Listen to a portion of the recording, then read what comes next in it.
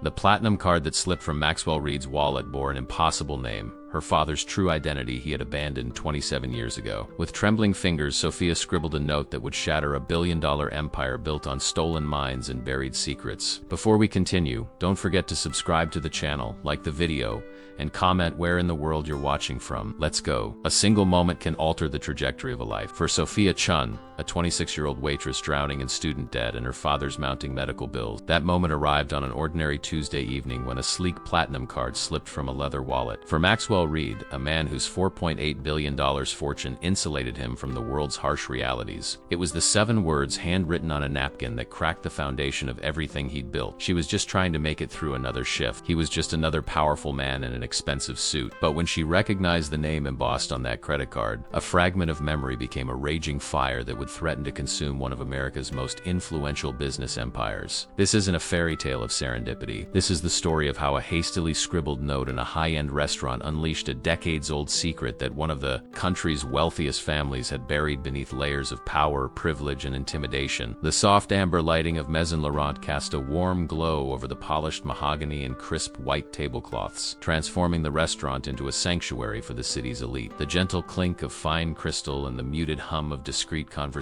formed the soundtrack of luxury that Sophia Chun had come to know intimately over the past 3 years. At 8:30 p.m. on a Tuesday, the restaurant maintained its careful choreography of culinary excellence and impeccable service, a performance Sophia had mastered despite the exhaustion that seemed permanently etched into her bones. Every muscle in her body ached with a weariness that transcended the physical. It was the bone-deep fatigue of watching her father, Richard, battle a rare autoimmune disease that drained their savings faster than the medications drained the color from his once vibrant face. The weight of the pristine black vest she wore as part of her uniform seemed to grow heavier with each passing hour. The maître d' approached with the practiced smoothness of someone who had perfected the art of invisible efficiency. "Table 7, he murmured. "Mr. Reed has arrived." A ripple of tension passed through the staff. Maxwell Reed's reputation preceded him, the notoriously demanding billionaire CEO of Reed Global Ventures, whose standards were as exacting as his tips were generous. He was a regular at Maison Laurent, always requesting the same corner table with its strategic view of both the entrance and the garden terrace. Sophia adjusted her collar and gathered her composure. She had served him twice before without incident, but tonight a strange sense of déjà vu nagged at the edges of her consciousness as she watched him enter. There was something about his confident stride, the precise way he adjusted his cufflinks, that stirred a distant memory she couldn't quite place. Maxwell Reed moved with the quiet assurance of a man accustomed to commanding rooms without raising his voice. His bespoke charcoal suit fit his tall frame with mathematical precision. His silver-streaked hair was cut to perfection, framing sharp cheekbones and piercing gray eyes that seemed to evaluate everything in terms of potential value or threat. At 52, he carried the gravitas of his success like an invisible shield. He chose his usual table, settling into the leather chair with economical grace. Sophia approached with professional composure,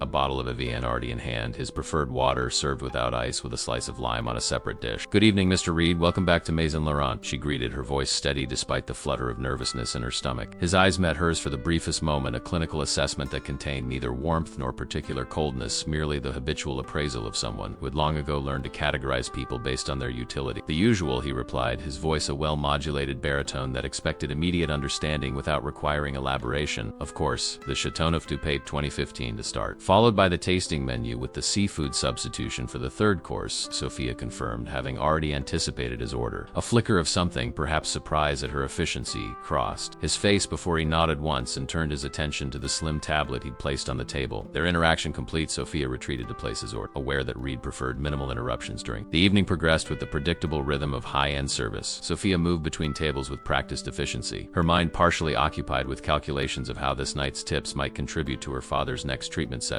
Each perfect pour of wine, each flawless presentation of a course was another fraction of a medical bill addressed. When she returned to clear Maxwell Reed's main course, he was engaged in what appeared to be a tense phone conversation. His voice maintained at a careful murmur that nonetheless carried undercurrents of controlled anger. "The terms were explicit, James," he was saying, his knuckles white around the phone. "If Thompson thinks he can leverage the situation after all this time, he is sorely mistaken. Some secrets need to stay buried." He noticed Sophia's approach and abruptly ended his call. As she reached for his plate, Reed shifted to retrieve his wallet, extracting a black American Express Centurion card. In his haste, a second card slipped out, landing silently on the plush carpet beside his chair. Sophia completed her service and turned away, then noticed the fallen card from the corner of her eye. She bent to retrieve it, intending to return it immediately, when the name embossed on its surface stopped her cold. Alexander Chun. The world around her seemed to freeze. Alexander Chun, her father's name, not Richard as he'd been known since before Sophia was born, but Alexander, the name he had legally abandoned 27 years ago for reasons he refused to discuss, reasons connected to his abrupt departure from Reed Technological Innovations, the company that had eventually evolved into Reed Global Ventures under Maxwell Reed. Sophia's hand trembled as she held the card, her mind racing through fragments of overheard conversations, of her father's pained expressions whenever Reed's name appeared in the news, of the mysterious trust fund that had appeared on her 18th birthday from an anonymous benefactor, just enough to get her through college before it mysteriously stopped. The card was old, likely no longer active, a relic kept in a wallet for reasons unknown, but its very existence was an impossibility that connected two men who, as far as she knew, had never acknowledged any relationship. Ms. Chun? Reed's voice cut through her thoughts like a blade, startling her back to the present. His expression remained impassive, but his eyes had narrowed slightly, focused on her name tag and then on the card in her hand. My card, if you please. The familiarity with which he said her surname sent a chill down her spine. Did he know? Had he always known who she was? The questions crowded her mind as she straightened, decision crystallizing in an instant. Of course, sir, she replied, her voice remarkably steady as she handed him his black Centaurian card, not the Alexander Chun card, which she discreetly slipped into her pocket. I'll return with your dessert shortly. In the kitchen's sanctuary, hidden from the watchful eyes of the dining room, Sophia examined the card more closely. It was indeed her father's name with an expiration date from 15 years ago. The logo was an earlier version of Reed Technological Innovations, and the card type was one she'd never seen, labeled simply executive access. Her father had told her he was a mid-level engineer who had left the company after a disagreement over patent right. Nothing in his humble lifestyle or modest savings suggested any connection to the upper echelons of Reed's empire that would warrant such a card. Nothing except the mysterious illness that doctors struggled to diagnose, with symptoms that appeared shortly after his departure from the company. With shaking hands, Sophia pulled out her order pad and tore off a blank page. The words came to her with startling clarity as she wrote, I know what happened to Project Phoenix. Alexander Chun's daughter deserves. She folded the note and slipped it beneath Reed's Centurion card on the small silver tray that would carry his espresso and chocolate souffle. Her heart hammered against her ribs as she re-entered the dining room, each step toward his table feeling like a march toward an uncertain destiny. Maxwell Reed was engrossed in his tablet again, his fingers moving rapidly across the screen as he reviewed what appeared to be complex financial projections. He didn't look up as she placed the dessert before him, nor as she positioned the tray with his card and the note beside it. Will there be anything else, sir? Sophia asked, her voice remarkably composed despite the adrenaline coursing through her veins. That will be all, he replied dismissively, still not looking up. Sophia retreated to a discreet distance, watching as he absently reached for the card, his fingers brushing against the folded note. The moment he opened it seemed to unfold in slow motion. His expression transformed from distracted impatience to shocked recognition, then to a cold, calculating focus as his head snapped up, eyes scanning the restaurant until they locked onto hers with an intensity that seemed to pierce through all pretense. In that instant, Sophia knew with absolute certainty that she had just set in motion events that would either deliver the justice her father had been silent, seeking for decades, or destroy what remained of their already fragile lives. Maxwell Reed's expression remained unreadable as he slid the note into his jacket pocket with the precision of a man accustomed to handling volatile information. His eyes, however, never left Sophia's face. He placed his napkin beside his untouched dessert, retrieved his phone, and made a brief call that consisted of only 4 words.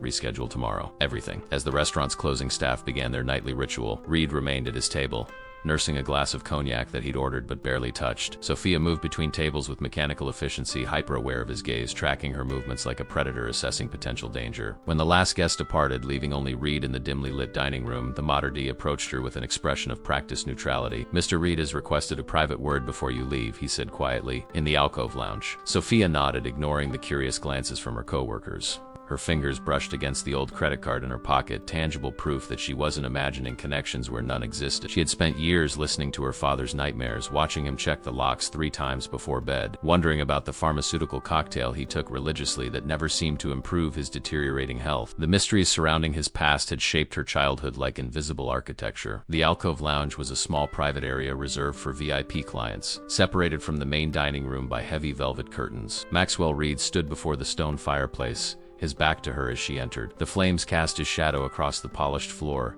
elongated and distorted. Close the door, he said without turning. Sophia did as instructed, then straightened her shoulders. I believe you have something that belongs to my father. Reed turned slowly, his expression contemplative rather than angry. "And I believe you have something that belongs to me." He extended his hand. "The card, Ms. Chun. After you tell me why you have my father's credit card in your wallet." "A card issued by your company 15 years after he supposedly left as a mid-level engineer." Reed's lips curved into what might have been mistaken for a smile if it had reached his eyes. "Your father told you he was a mid-level engineer? Interesting, wasn't he?" Alexander Chun was the most brilliant mind in quantum computing Reed Technologies ever employed. "He wasn't mid-level anything." Reed moved to an armchair, gesturing for Sophia to take the seat opposite him. "He was my partner." The word hung in the air between them, heavy with implications that shifted the ground beneath Sophia's understanding of her own history. "My father lives in a 2-bedroom apartment and drives a 10-year-old Camry," she countered, remaining standing. "Some partnership. A choice he made," Reed said, his voice carrying a note of something that might have been regret, though not entirely of his own volition. "What does that mean?" Reed studied her face with uncomfortable intensity. "You have his eyes.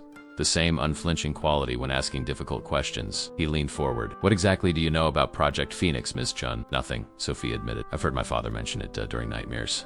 I saw the name in some old papers he keeps locked away. I was hoping you'd fill in the blanks." A flicker of relief crossed Reed's face before he masked it with practiced indifference. "Then we have a problem. Because if you don't actually know anything, your no was a bluff, and I don't respond well to bluffs. What I know," Sophia said carefully, "is that my father changed his name from Alexander to Richard 27 years ago. That he abandoned a promising career in technology to work as a maintenance supervisor. That he suffers from an autoimmune condition doctors can't properly diagnose. And that someone anonymously paid for my college education until the money mysteriously stopped 3 years ago." She leaned against the fireplace, the stone cool against her palm. "Most importantly, I know that you recognized my surname the moment you saw my name tag tonight. This wasn't our first time meeting, Mr. Reed." Reed's composure slipped fractionally. "We've met before. You came to our apartment when I was 7 years old. You thought I was asleep, but I saw you arguing with my father in the kitchen. You said something about containment protocols and liability concern. The next day, my father started taking new medications. His tremors began that year." Reed was silent for a long moment. "Your father and I created something revolutionary," he finally said. "Something that wasn't supposed to be possible for another 50 years. But we disagreed fundamentally about its implementation." "What was it?" "That information remains classified under national security protocols." Sophia laughed incredulously. "You expect me to believe the government is involved in whatever happened between you and my father? I expect you to understand that you're asking questions with dangerous answers," Reed replied, his voice hardening. "Alexander made his choice. He took the settlement and the medical support in exchange for his silence." "Medical support?" Sophia echoed, her mind racing. "Are you saying his illness is connected to this Project Phoenix?" Reed stood abruptly. "This conversation has gone far enough. I'll take the card now." "No," Sophia said firmly. "Not until I get answers. My father is dying, Mr. Reed. Whatever support he was receiving clearly wasn't enough, or it stopped. Just like my education fund." Something shifted in Reed's eyes, a calculation being made, variables adjusted. "The agreement stipulated financial support for 25 years. It expired 2 years ago. Convenient timing that his condition suddenly worsened after that." Reed checked his watch, a gesture that seemed more habitual than necessary. "Your shift ended 40 minutes ago. I assume you have transportation home." "I take the subway." "Not tonight." He withdrew his phone and sent a quick text. "My driver will take you. We'll continue this conversation tomorrow with your father present." Alarm flashed through Sophia. "Leave my father out of this. Your father has been at the center of this since before you were born," Reed said, his tone softening marginally. "He deserves to have a voice in what happens next." "And what exactly happens next?" Reed considered her question, weighing his words carefully. "That depends on what your father wants. The agreement he signed had a sunset clause that's now expired. Theoretically, he's free to tell you everything, though I'd strongly advise against it." "Why?" Because knowledge is rarely the gift people imagine it." Reed handed her a business card, a proper one, embossed with his private contact information. "Bring your father to my office tomorrow at noon, 47th floor. Private elevator access. The driver will know where to go." Sophia slipped the card into her pocket alongside her father's ancient one. "And if we don't come, then I'll come to you. Either way, this conversation needs to happen. Too much is at stake." Reed moved toward the door, then paused. "One question, Ms. Chun. The note you left me, was it impulsive or calculated? Does it matter?" "Significantly. Impulsive suggests emotional involvement. Calculated suggests ... other motives." Sophia met his gaze directly. "My father sacrificed everything for reasons I've never understood. I've watched him suffer my entire life while you've built an empire. Whatever happened between you, the scales seem unbalanced." "Balance," Reed murmured, almost to himself. "That was always Alexander's concern as well." He straightened his already immaculate cuffs. "For what it's worth, I never wanted him to suffer. Quite the opposite. Yet here we are." "Yes," Reed acknowledged, a weariness briefly visible beneath his polished exterior. "Here we are." The black sedan that awaited Sophia outside the restaurant gleamed under the street lights, its tinted windows reflecting the city's nightscape. The driver, A stone-faced man in a dark suit opened the door without speaking. As she slid into the plush leather interior, Sophia felt the weight of the 2 cards in her pocket, physical manifestations of parallel lives, the life her father had lived and the one he'd been forced to abandon. Her apartment building was a modest 6-story structure in a working-class neighborhood, worlds away from the penthouse towers where someone of Maxwell Reed's stature resided. The sedan looked comically out of place as it pulled to the curb. Before she exited, the driver handed her an envelope. "Mr. Reed asked that you give this to your father before tomorrow's meeting." Inside was a small key with no identifying features and a note in precise handwriting. "Storage Unit 447, Westlake Secure Storage. The answers begin there." Sophia's hands trembled as she made her way up 3 flights of stairs to the apartment she shared with her father. The medication schedule meant he would still be awake, probably sitting in his worn armchair by the window, a book open on his lap, though his focus had grown too poor for extended reading. She found him exactly as she'd imagined, the soft lamp casting shadows across his gaunt face. At 49, Richard Chun looked 20 years older. His once robust frame hollowed by whatever mysterious ailment plagued him. Yet his eyes, the eyes Reed had commented on, remained sharp, intelligent, and profoundly kind. "You're late," he said, glancing up with a smile that quickly faded when he saw her expression. "What happened?" Sophia sank onto the couch across from him, suddenly uncertain how to begin. How did one tell their father that the carefully constructed reality of their shared life was about to implode? "I met someone tonight," she began carefully. "Someone from your past." Her father's hands tightened almost imperceptibly on his book. "At the restaurant?" "Yes." She hesitated, then removed the old credit card from her pocket, placing it on the coffee table between them. "He dropped this." Richard Chun stared at the card, his face draining of what little color it had possessed. His breathing quickened, and for a terrifying moment, Sophia thought he might be having a cardiac event. Then, with visible effort, he controlled himself. "Where's Maxwell?" he asked, his voice barely above a whisper. "He wants to meet with us tomorrow, at his office." Sophia leaned forward. "Dad, who are you?" "Really?" Her father closed his eyes briefly. When he opened them, they held a strange mixture of relief and dread. "I was wondering when this day would come," he said quietly. "I just didn't expect it to arrive like this." "Like what?" Maxwell Reed still in possession of that card. He picked it up, turning it over in his fingers as if reassuring himself of its physical reality. "He kept it all these years. Why would he keep your old company credit card?" A sad smile touched her father's lips. "This isn't a credit card, Sophia. It's a key. And the fact that he still has it means he never truly let go of Project Phoenix." He looked up at her, his expression grave. "Which means none of us are safe." "Not safe?" Sophia echoed, her voice rising slightly. "Dad, you're scaring me." Richard Chun's hand trembled as he set the card back on the table. He'd spent decades building a fortress of half-truths around them both, and now he could almost hear the walls crumbling. "I need my medication," he said, struggling to rise from the chair. Sophia hurried to the kitchen, returning with his pills and a glass of water. She watched as he swallowed them methodically, one after another, the familiar ritual she'd observed since childhood but never truly questioned. The prescription bottles bore labels from a pharmaceutical subsidiary she now recognized as part of Reed Global Ventures. "These aren't just for your autoimmune condition, are they?" she asked softly. Her father's eyes met hers, resignation mixing with an unexpected relief. "No," he admitted. "They're containment protocols, as Maxwell so clinically put it." "Containment for what?" Richard glanced at the envelope in her hand. "He gave you something else." Sophia handed him the key and note. As he read the message, a flicker of anger crossed his face, quickly replaced by a weary acceptance. "Of course he kept everything," he muttered. "The man never learned to let go." "Dad, please. I need to understand what's happening." Richard nodded slowly. "You deserve the truth, but not here." He looked around their modest apartment with newfound wariness. "The walls have always had ears when it comes to Maxwell Reed. Are you saying we're being monitored? In our own home?" "Not actively. Not anymore. But habits die hard." Richard pushed himself to his feet with visible effort.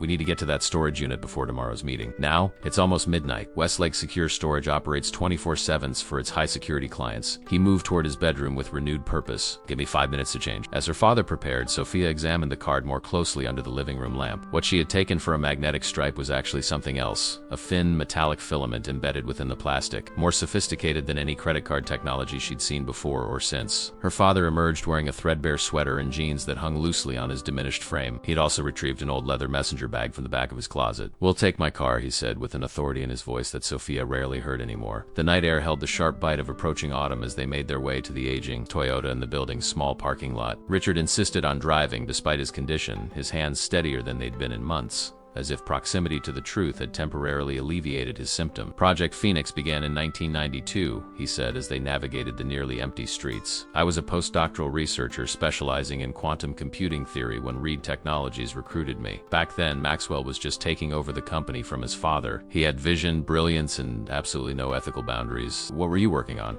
"Initially, quantum encryption, but we discovered something unexpected during our researcher method of information transfer that defied conventional physics. Information that could move between systems without a physical connection." Richard glanced at her, It sounds simple now in the era of wireless everything, but this was different. This was instantaneous transmission regardless of distance with no detectable signal. Transmission that theoretically couldn't be intercepted. That would be revolutionary, Sophia said, struggling to understand the implications. Military applications alone would be worth billions, her father finished. The Pentagon certainly thought so, but the technology had side effects we couldn't initially explain. They pulled into the parking lot of an unremarkable concrete building with minimal signage. Despite its bland exterior, Sophia noted the sophisticated security cameras tracking their approach and the reinforced entry doors. Richard took the key from his pocket. The problem with quantum entanglement is that once two particles become entangled, they remain connected regardless of distance. What affects one instantaneously affects at the entrance. Richard swiped the card through a hidden reader, then inserted the key into a secondary lock. The heavy door clicked open, revealing a sterile, well-lit corridor lined with identical metal doors. Unit 447, Sophia murmured, scanning the numbers. They found it at the end of a long hallway, isolated from the other units. Richard hesitated before inserting the key, his expression haunted. When you open Pandora's box, Sophia, you can't put anything back. I'm not afraid of the truth, Dad. You should be, he whispered, but turned the key nonetheless. The storage unit was smaller than Sophia had expected, perhaps 10 feet square, and contained only a single item, a brushed metal cabinet with no visible handles or locks. Richard approached it with visible trepidation, pressing his palm against its smooth surface. A faint blue light scanned his hand, and the cabinet silently opened to reveal shelves of neatly organized files, external hard drives, and a sealed metal case. Maxwell always was thorough, Richard commented, his tone a mixture of respect and bitterness. He withdrew a thick file labeled Phoenix, Original Protocols, and handed it to Sophia. This is what we created, he said soft, and this is what I've been running from. Sophia opened the file with trembling hands. Inside were technical specifications, complex equations, and diagrams that meant little to her. But interspersed among them were medical reports, brain scans, neurological assessments, and psychological evaluations. Her own name appeared on several documents, alongside her father's. Dad, why are there medical files on me in here? I was just a child when this happened. Richard closed his eyes briefly. Because you were exposed to, Sophia. Not to the same degree as the primary research team, but enough to concern us. Exposed to what? To the quantum resonance field. He reached for the sealed metal case, hesitating before entering a complex code into its digital locks. We called it the echo chamber. It was supposed to be a secure communication device using quantum entanglement, but it created something we didn't anticipate, a field that affected neurological function in anyone exposed to it for prolonged periods. The case opened with a soft hiss, revealing what looked like an ordinary metallic cube, approximately 6 inches on each side, with no visible seams or controls. This is a scale model, Richard explained. The actual device was much larger, but even this replica contains the essential elements he made no move to touch. The quantum resonance affected brain chemistry, created new neural pathways. For the research team, who had the most exposure, the changes were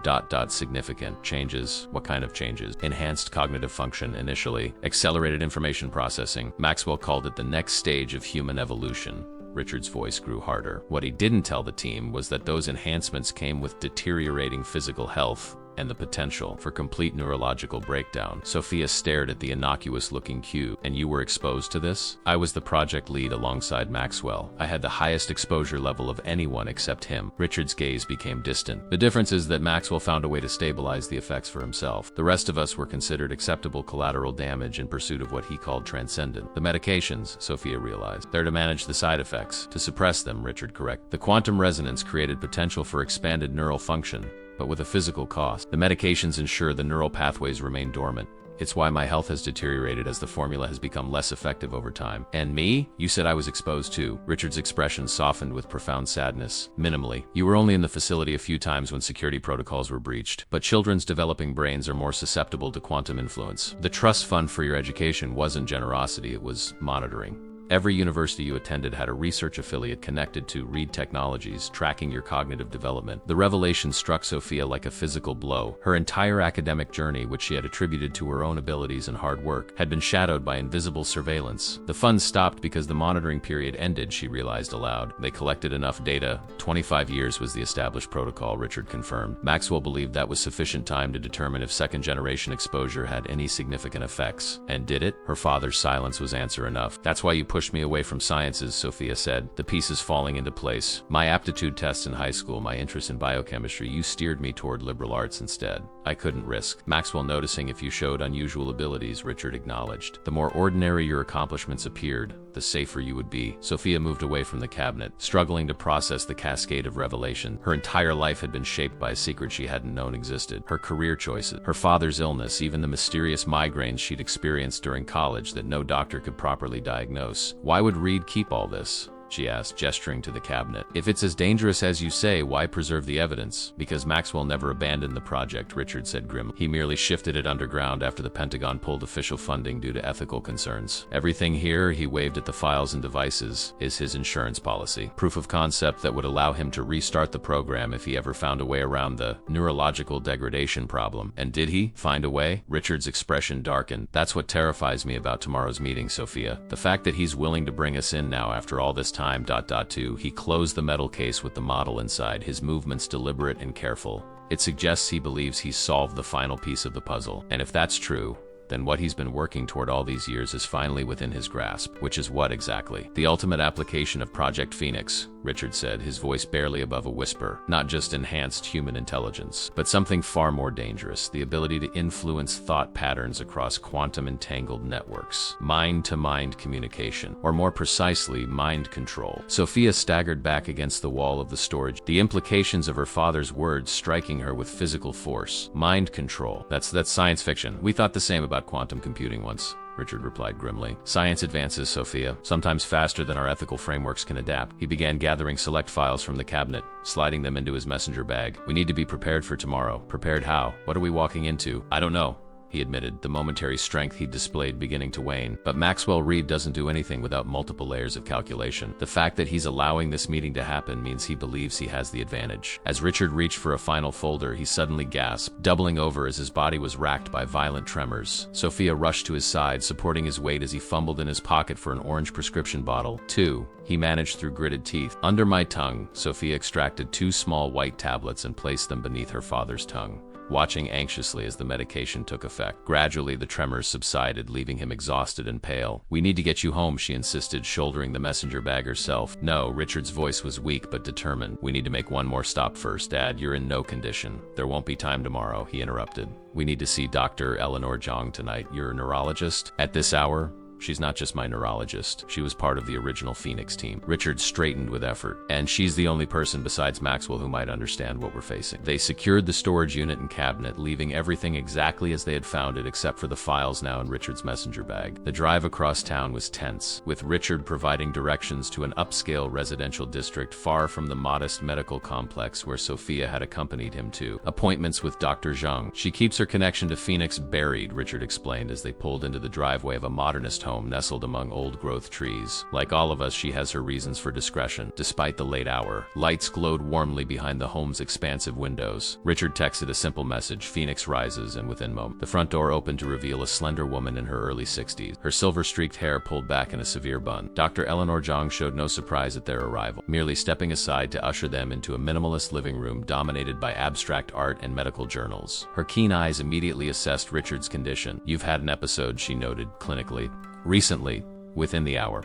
The echo chamber model, Richard confirmed. Even the replica has effects after all this time. Eleanor's composed expression faltered briefly. You found a replica? Where? Storage unit. Maxwell's insurance policy. Single quotes. Richard sank gratefully onto a leather sofa. He's called us in, Eleanor. Tomorrow. Noon. The neurologist went very still. After all this time. Why now? We think he's solved the degradation problem, Sophia interjected, watching the doctor's reaction carefully. Eleanor's gaze shifted to her, analytical and probing. You're Richard's daughter. The secondary exposure case. I have a name, Sophia replied sharply, and I'd appreciate if people would stop referring to me as a case. A faint smile touched Eleanor's lips. Direct, like your father before the modifications. She turned to Richard. Have you told her everything? As much as I could in one night, he answered wearily. But she needs to understand what she's walking into tomorrow. Eleanor nodded and disappeared briefly, returning with a medical bag. She extracted a handheld device that resembled a sophisticated thermometer and approached Sophia. May I? She asked, gesturing towards Sophia's temple. Sophia hesitated, then nodded. The device emitted a soft blue glow as Eleanor moved it across her forehead, eyes fixed on its digital readout. Remarkable, she murmured. Neural architecture fully intact despite suppression protocols. She glanced at Richard. You didn't continue her medications after monitoring ceased? I couldn't, he admitted. Without Reed's pharmaceutical supply, I had no access.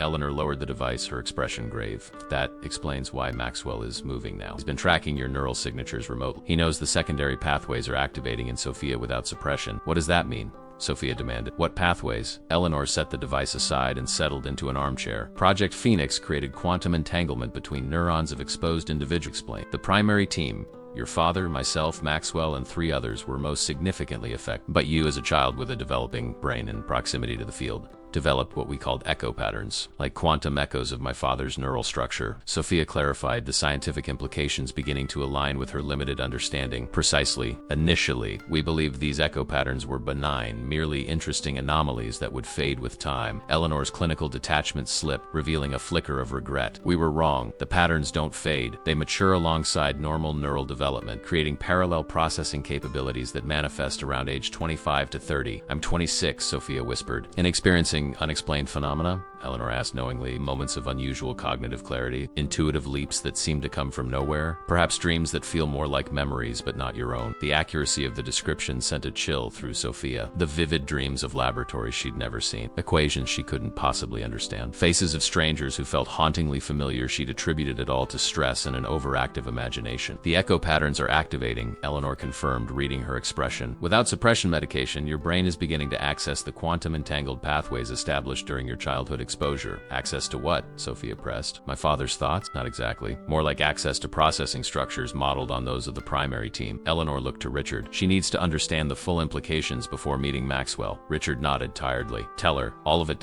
Single quotes. Eleanor leaned forward. Project Phoenix discovered that quantum entanglement could create shared neural networks, essentially a form of distributed cognition across multiple minds. The 6 primary researchers became increasingly synchronized, able to solve problems collectively with unprecedented efficiency. A hive mind, Sophia suggested. Nothing so crude, Eleanor corrected. Each researcher maintained individual consciousness but gained access to a shared information processing space, like having additional RAM and processing power connected to your personal computer. That sounds beneficial, Sophia observed cautiously. What went wrong? Power dynamics, Richard interjected bitterly. Maxwell discovered he could dominate the shared network and impose his thought patterns onto the more susceptible members of the team. Mind control. Sophia echoed her earlier disbelief, though with less conviction now. Influence rather than control, Eleanor clarified, but profound influence nonetheless. 2 researchers committed suicide when the Pentagon terminated funding. Another suffered complete psychological breakdown. Your father and I survived only by accepting Maxwell's suppression protocol medications that dampen the quantum pathways at the cost of our physical health. And Reed? Why isn't he suffering the same effects? Because he found a workaround, Richard said darkly. He developed a method to offload the neurological strain to distribute the degradation effect across the network while maintaining his own connection to it. The implications struck Sophia with horrifying clarity. He's been using you, all of you, as processing nodes, absorbing the benefits while transferring the damage to you. A crude but essentially accurate assessment. Eleanor confirmed, clinical detachment fully restored. Maxwell's neurological health has remained pristine while the rest of us deteriorate. But even with this workaround, the technology remained limited. Direct proximity was required for significant influence, and the effects weren't reliable enough for his ultimate vision, which is networked consciousness, Richard said. A quantum internet of minds with Maxwell at its center, directing information flow like a neural switchboard operator. He believes it's the next stage of human evolution, the singularity made flesh. Sophia struggled to process the scope of what they were describing. It sounded like delusion, like conspiracy theory, except for the evidence of her father's deteriorating health, the unexplainable phenomena in her own mind, and the deadly seriousness with which these 2 brilliant scientists discussed it. If what you're saying is true, she said carefully, then why would Reed risk bringing us in now? Why expose himself after all this time? Eleanor and Richard exchanged a significant look. Because he needs something only your father can provide, Eleanor said finally. Something he's been seeking for decades. What? The stabilization algorithm, Richard answered, his voice hollow with resignation. In the final days before I left the project, I developed a theoretical approach to stabilize the quantum pathways without offloading degradation. I never implemented it, never even documented it fully because I recognized the dangers. But Maxwell has been trying to reconstruct it ever since. And he thinks you still have it after all this time? Not on paper, Eleanor interjected, tapping her temple significantly. In the one place Maxwell can't directly access without Richard's cooperation in the quantum pathways themselves. Locked behind the suppression protocol, understanding dawned with terrible clarity. He wants to reactivate my father's connection to the network, Sophia whispered. Even though it could kill him, it would kill him, Eleanor confirmed grimly. Your father's physical condition couldn't withstand full reactivation, but Maxwell is desperate enough to take that risk because the alternative is his own eventual failure. Even his workaround has limitations. He's been showing subtle signs of degradation himself in recent years. Then we don't go, Sophia insisted, turning to her father. We run, we disappear. Richard shook his head sadly. There's nowhere to hide. Not anymore. Maxwell's resources are virtually limitless. And more importantly, he glanced meaningfully at his daughter. He has a new reason to find us no matter what. What reason? It was Eleanor who answered, her eyes fixed on Sophia with scientific fascination. You, Sophia. You're the first second-generation success, a quantum-compatible neural structure that developed naturally rather than through direct exposure. Your pathways are activating without the degradation effects that plague the original. You're what he's been working toward all along, Richard added softly. A mind that can connect to the network without breaking down. The missing piece of his grand design. The revelation hung in the air like a physical presence. Sophia felt the weight of their gazes. Her father's anguish, concern, Eleanor's clinical fascination, and fought the urge to flee from truths too enormous to process. I'm not some ... experiment, she finally managed, her voice unsteady, or the missing piece in Reed's megalomaniacal puzzle. Of course not, Richard reached for her hand. You're my daughter. Everything I've done, every sacrifice, every lie was to protect you from exactly this moment. Eleanor rose and moved to a sleek cabinet, retrieving 3 small glasses and a decanter of amber liquid. You'll both need this, she said, pouring generous measure. The next 12 hours will determine everything. Sophia accepted the glass but didn't drink. You still haven't explained why we should walk into Reed's office tomorrow knowing what we know now. Because running is no longer an option, Eleanor replied, settling back into her chair. Maxwell's quantum network has been expanding for decades. Those loyalty cards at grocery stores, fitness trackers, smart home devices, all potential nodes in a distributed quantum resonance network? That's impossible, Sophia countered. The technology you're describing would require a global infrastructure of quantum-compatible microprocessors. Eleanor raised an eyebrow. Who do you think supplies the semiconductor technology in 90% of consumer electronics worldwide? Reed Technologies, Richard confirmed grimly. Through various subsidiaries and partnerships, Maxwell has spent the last 20 years positioning quantum-receptive components in everyday devices, not fully functional on their own but capable of resonating when properly activated. The scale of what they were describing made Sophia's earlier skepticism seem naive. If true, Reed had engineered the most sophisticated Trojan horse in history, billions of devices and homes and pockets across the planet, waiting for activation. Even if that's true, Sophia argued, these are just devices, not human brains. The devices create a carrier network, Eleanor explained, her tone becoming more animated as she delved into the science. Like cell towers for quantum signals, they can't generate the entanglement effect themselves, but they can amplify and transmit it from primary nodes. People like your father, me, and now potentially you. I don't have some special powers, Sophia insisted. I get headaches sometimes. I have vivid dreams. That hardly makes me Reed's secret weapon. Richard and Eleanor exchanged another loaded glance. Show her, Richard said softly. Eleanor hesitated, then nodded. She retrieved a tablet from her desk, activating it with her thumbprint before placing it on the coffee table between them. On the screen was what appeared to be a brain scan, complex, colorful patterns of neural activity. This is a standard fMRI of an average human brain processing complex information, she explained, swiping to a second image. And this is Maxwell Reed's brain performing the same tasks. The difference was striking even to Sophia's untrained eye. Where the first scan showed isolated regions of activity, Reed's brain displayed an integrated network of connection, with activity distributed across multiple regions simultaneously. Now this is your father's brain from our last assessment 6 months ago. Eleanor continued, revealing a third image. The pattern was similar to Reed's, but dimmer, with visible dark regions where activity should have been present. The suppression protocol has damaged nearly 40% of his quantum pathways. She swiped again, revealing a fourth scan. And this is you, Sophia, from your last university physical 3 years ago. Sophia stared at the image in stunned silence. Her neural pattern resembled Reed's more than her father's bright, interconnected regions working in concert, but with additional pathways that neither of the men possessed. How did you get this? She finally managed. The monitoring program, Richard answered quietly. Every medical exam you've had since childhood has been feeding data back to Phoenix Research. Eleanor tapped the screen, highlighting specific regions. Your neural architecture shows the quantum pathways, but without the instability markers present in all primary exposure cases. Your brain developed these connections naturally as part of its normal growth, integrating them in ways our artificial induction couldn't achieve. And Reed believes this makes me ... compatible with his network? Not just compatible, Richard said, essential to its expanded functioning. You represent proof that stable quantum neural pathways are possible, the key to taking his localized experiment global without the degradation issues that have limited it so far. Sophia set down her untouched drink with deliberate care. So tomorrow, Reed plans to what? Recruit me? Force me to join his project? More likely he plans to study you, Eleanor replied clinically. Extract the physiological markers that make your neural architecture stable, then replicate those conditions in new subjects. The euphemistic language didn't disguise the horror of what she was suggesting. You mean dissect my brain? Sophia stated flatly. Maxwell would consider it a necessary sacrifice for the advancement of human evolution, Eleanor confirmed, her scientific detachment masking whatever personal feelings she might have on the matter. And you worked with this man? Sophia turned to her father, incredulity sharpening her tone. You helped develop technology that you knew could be weaponized this way? Richard's shoulders slumped under the weight of her accusation. We didn't know, not at the beginning. We were scientists pursuing pure research, the quantum equivalent of splitting the atom. His gaze turned inward,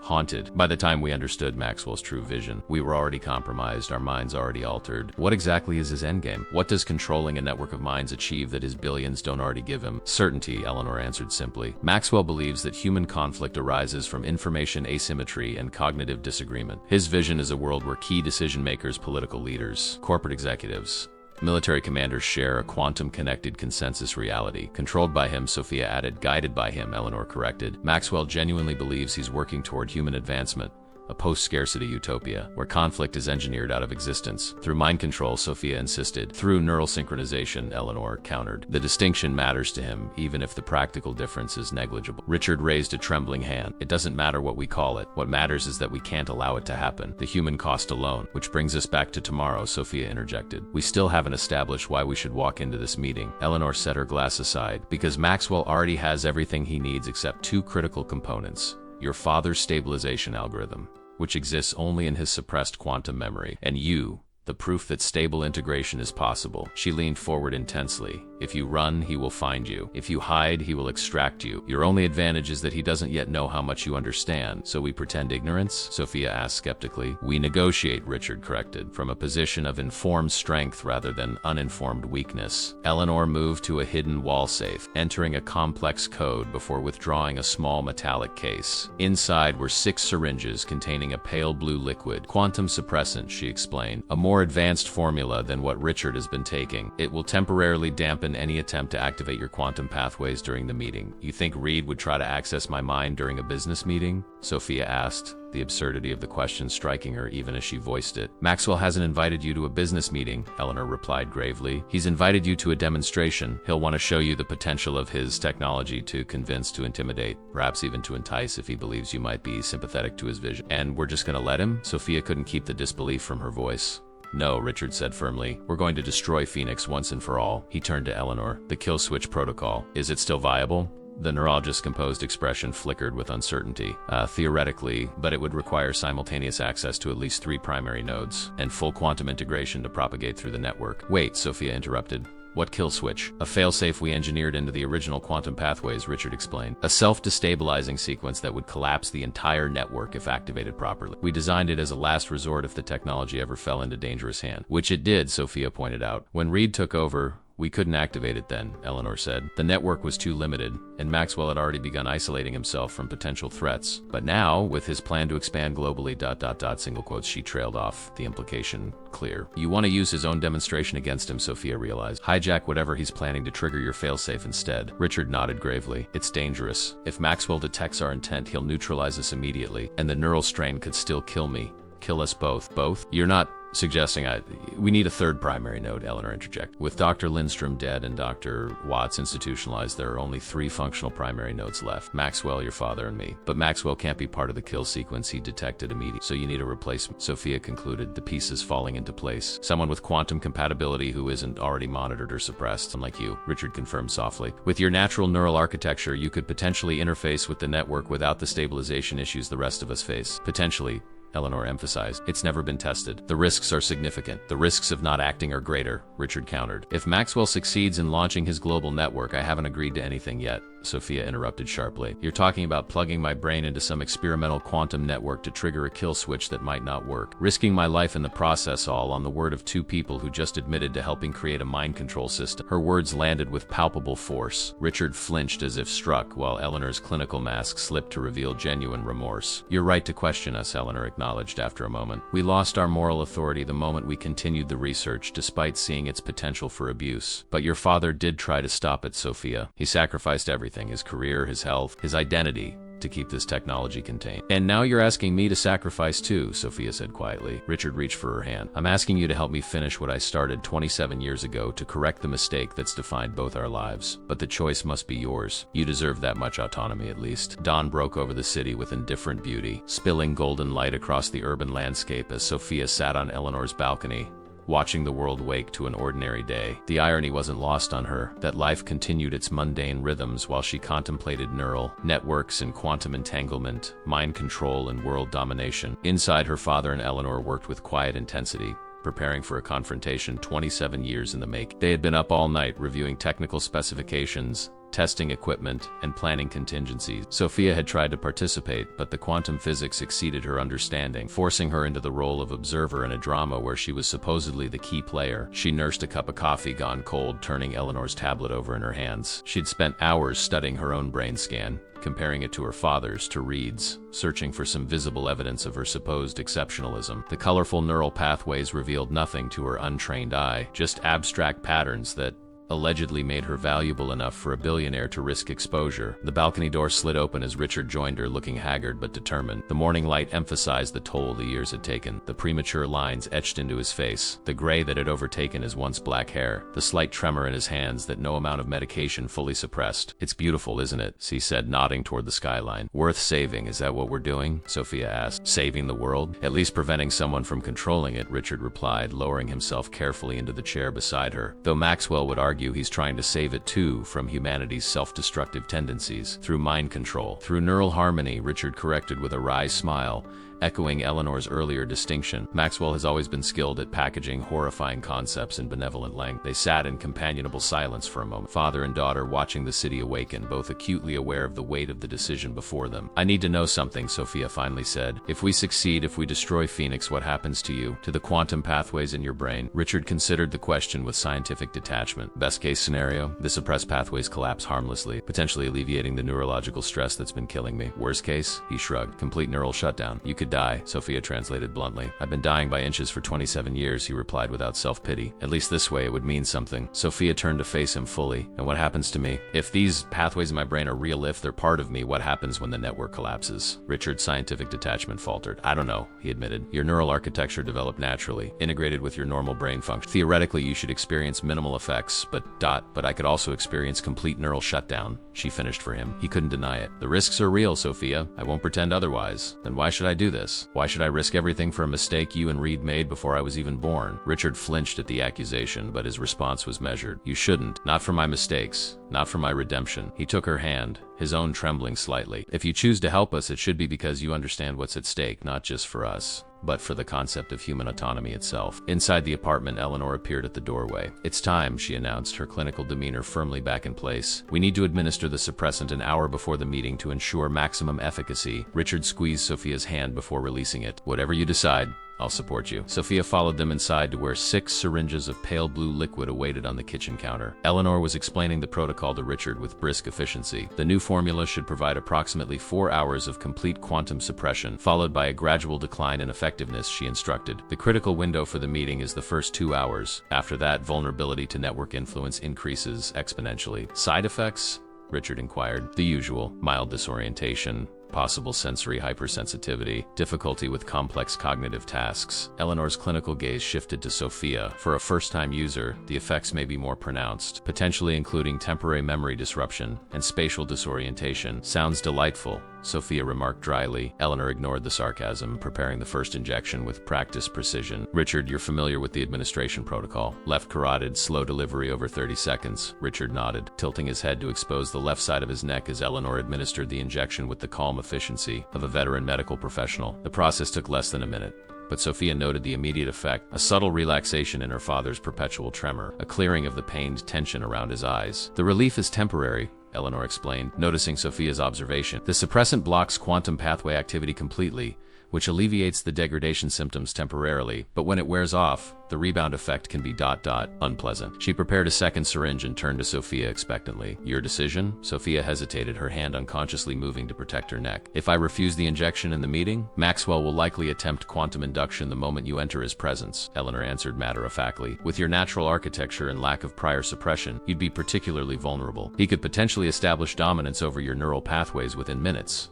And if I just don't go to the meeting at all?" Richard and Eleanor exchanged glances. "Then I go alone," Richard said quietly, "and almost certainly fail. The weight of responsibility settled over Sophia like a physical burden. She had spent her adult life making decisions that affected only herself: which degree to pursue, which job to take, which apartment to rent. Now she was being asked to make a choice that could determine not only her fate and her father's, but potentially the course of human autonomy itself. She thought of the customers she served at Maison Laurent, wealthy, powerful people who made world-changing decisions daily, who thought themselves the masters of their own destinies. Would they know if their thoughts were being influenced? Would they recognize the subtle nudge of an external will shaping their choices? Would anyone? Okay, she said finally, tilting her head as her father had done. Do it. The needle pierced her skin with a sharp, cold sting. The sensation of the liquid entering her bloodstream was immediate, a spreading coolness that quickly transformed into a tingling that raced up to her brain. For a terrifying moment, the world seemed to tilt sideways, colors intensifying to near painful brightness before abruptly normalizing. Sounds became momentarily distinct and separate: the hum of the refrigerator, the distant traffic, Eleanor's measured breathing before coalescing back into a normal auditory landscape. Breathe through it, Eleanor instructed calmly. First-time response is always the most intense. It will stabilize within a few minutes. Sophia gripped the counter, focusing on maintaining her equilibrium as the initial disorientation gradually subsided. When she could stand steadily again, she found both her father and Eleanor watching her with scientific interest. Remarkable response rate, Eleanor noted, checking her pupils with a small penlight. Faster equilibration than any primary subject demonstrated. Your natural architecture truly is unique. Lucky me, Sophia muttered, the gravity of their situation reasserting itself as the suppressant's initial effects stabilized. What's next? Eleanor moved to the dining table where several innocuous-looking devices were arrayed, what appeared to be normal: smartphones, watches, and a pair of fashionable glasses. Quantum detection and countermeasure equipment, she explained, disguised as everyday technology to avoid raising suspicion. She handed Sophia what looked like a high-end smartphone. This device monitors ambient quantum resonance. If Maxwell activates any quantum technology during the meeting, this will alert you via vibration. 3 pulses means detection. Continuous vibration means active induction attempt. Richard was securing what appeared to be a normal wristwatch. And this emergency suppressant delivery system, Eleanor explained. If the initial dose begins to wear off prematurely, press the crown and bottom buttons simultaneously. It contains 1 emergency dose. Use it only if absolutely necessary. She handed Sophia a slim leather portfolio. This contains the kill switch protocol documentation. Memorize as much as you can before the meeting, then destroy it. The actual activation sequence is encoded in the quantum pathways themselves. Either access it intuitively during connection, or not at all. That's reassuring, Sophia remarked, opening the portfolio to reveal pages of complex equations and neural mapping diagrams that meant nothing to her untrained eye. You won't understand it intellectually, Richard explained, seeing her confusion. The information isn't meant for your conscious mind. It's designed to resonate with the quantum pathways themselves. Just exposing your brain to the pattern is sufficient. Eleanor checked her watch. A normal one, Sophia noted. We should depart separately. I'll go now to establish my position. You two should arrive exactly at noon, no earlier, no later. She gathered a small medical bag. Remember, Maxwell must believe he's in control of the situation at all times. The moment he suspects our true intent, we lose any advantage we might have. She paused at the door, her clinical mask slipping to reveal a flash of genuine emotion. 27 years ago, we created something we couldn't control. Today, we finally correct that mistake. Her gaze settled on Sophia with unexpected warmth. Your father was right to protect you all these years. I only hope our actions today justify his sacrifice and potentially yours. After she departed, Sophia and Richard sat in silence, each absorbing the enormity of what lay ahead. The suppressant had fully integrated now, leaving Sophia feeling oddly hollow, as if a background hum she'd never consciously noticed had suddenly gone silent. Is this how you feel all the time? She asked quietly. That's emptiness? Richard looked up from the equipment he was checking. You feel it too? The absence? Like something's missing that I never knew I had until it was gone. He nodded slowly. That's the quantum connection, or rather, its suppression. For 27 years I've lived with this silence, this isolation. You've only just discovered what was always there. It's unsettling, she admitted. It's human, he corrected gently. Individual consciousness, uninfluenced by external minds, this is the natural human condition. What Phoenix created was the aberration, not this. Sophia wasn't entirely convinced, but there was no time to debate philosophical questions of consciousness and connection. Within an hour, they would be facing Maxwell Reed, a man who had spent decades building a technology that could fundamentally alter the nature of human autonomy. As they gathered their equipment and prepared to leave, Sophia realized with sudden clarity that regardless of the outcome, her life as she had known it had ended the moment Reed's credit card had fallen at her feet. Whether Phoenix was destroyed today or not, she could never return to the blissful ignorance of her former existence. The only path now led forward, into Reed's tower, into the heart of Phoenix, and into whatever awaited them there. Reed Tower dominated the city skyline, a gleaming spire of glass and steel that seemed to pierce the very heavens. a physical manifestation of its creator's ambition. As their taxi approached the building, Sophia felt a heaviness in her chest that had nothing to do with the quantum suppressant flowing through her system. "Subtle, isn't he?" she remarked, gazing up at the monolith. Richard managed a thin smile. Maxwell always believed in making statements. The tower was designed to house the most sophisticated quantum computing facility in the Western Hemisphere, beneath 200 floors of conventional corporate operations. Hidden in plain sight, Sophia murmured. His preferred methodology. The lobby was a cathedral to modern minimalism, soaring ceilings, marble floors polished to mirror brightness, and a security system disguised as architectural elements. Sophia noted the discrete scanners embedded in the floor tiles, the cameras concealed within lighting fixtures,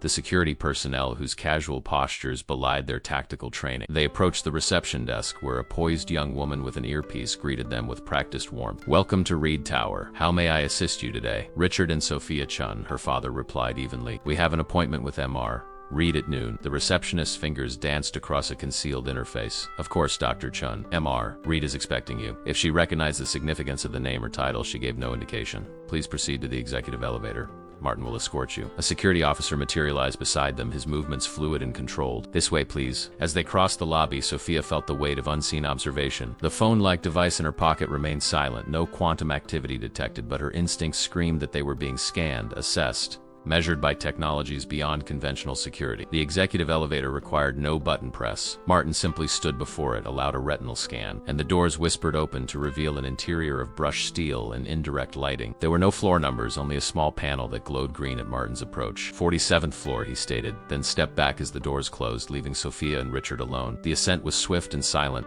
the only indication of their movement a subtle pressure change that made Sophia's ears pop. Richard used these precious private moments to speak in urgent, hushed tones. "Remember, Maxwell will be watching for any sign of deception," he cautioned. "His ability to read micro-expressions exceeds even the best-trained intelligence agents, a natural gift enhanced by quantum perception." "So I should try not to think about our actual plan?" Sophia asked, half joking. "The suppressant should shield your thoughts, but your physical tells remain vulnerable." Richard straightened his posture with visible effort. "Follow my lead. Express confusion, anger if necessary, but genuine curiosity above all.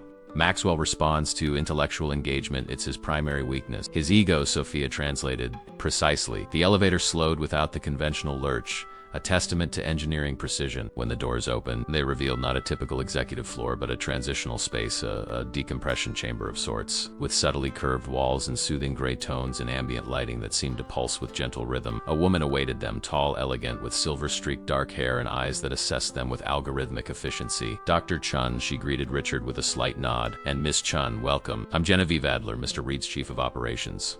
"His fixer," Richard clarified for Sophia's benefit. A thin smile acknowledged the accuracy of his description. "If you'll follow me, Mr. Reed is waiting in the Nexus." They proceeded through the transitional space into a corridor that curved gently leftward, its walls embedded with what appeared to be conventional art abstract compositions that, to Sophia's heightened perception, seemed to shift subtly as they passed. "Active quantum displays," Richard murmured close to her ear, "responding to neural signatures, part of the security system." Adler led them to an unmarked door at the corridor's end. "A few housekeeping matters before we proceed," she said, turning to face them. "All personal electronic devices must remain here." She indicated a small alcove containing what appeared to be a conventional storage locker. "This includes phones, watches, medical devices, and any other technology capable of transmission or reception." Richard removed his watch, the emergency suppressant delivery system, without hesitation, placing it in the designated compartment. Sophia followed suit with the quantum detection phone, though the act of surrendering their protective technology sent a spike of anxiety through her. Adler observed their compliance with professional detachment before producing a handheld scanner that resembled a premium retail security tag remover. "Standard security protocol," she explained, running the device over Richard first,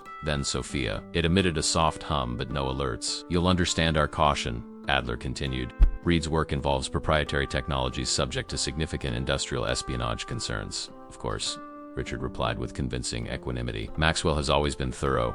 Adler's expression revealed nothing as she pressed her palm to a seamless panel beside the door. "Mira, Reed, your guests have arrived." The door dissolved. There was no other word for it, the solid surface seemingly evaporating to reveal a vast circular chamber beyond. The Nexus. Sophia's first impression was of space, not merely the expansive dimensions of the room, but its seeming disconnection from the physical constraints of the tower itself. The ceiling soared upward into a perfect dome, its surface a projection of what appeared to be real-time atmospheric data, swirling weather patterns and electromagnetic fields. Breathtaking detail.